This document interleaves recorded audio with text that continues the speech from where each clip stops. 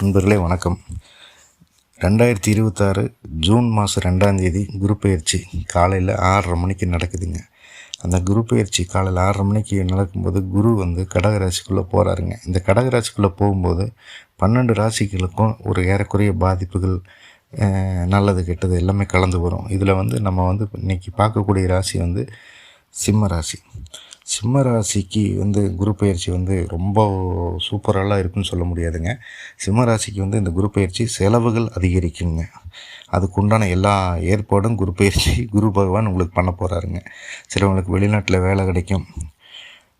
விட்டு போட்டு இங்கே இருக்கிற வேலையை விட்டு போட்டு வெளிநாட்டுக்கு போனோம்னா சம்பளம் ஜாஸ்தி கிடைக்குன்னு சொல்லிட்டு நீங்கள் அதுக்கு ஷிஃப்ட் பண்ணுறதுக்கு உண்டான எல்லா வேலையும் குரு பயிற்சி உங்களுக்கு நடத்தும். அதுக்கு நீங்கள் தைரியமாக மூவ் பண்ணலாம். ஒன்று. ரெண்டாவது உடம்புக்கு பிரச்சனைகள் அதிகமாக வர்றதுக்கு உண்டான வாய்ப்புகள் இருக்குதுங்க. உடல் ஆரோக்கியத்தை பொறுத்த வரைக்கும் கொஞ்சம் அக்கறை காட்டுறது நல்லதுங்க. இது சிம்மராசி பொறுத்த வரைக்கும் இந்த குரு பயிற்சி ரொம்ப ஓகோனெல்லாம் இருக்காதுங்க. செலவு கட்டுக்கடங்காமல் வரும்.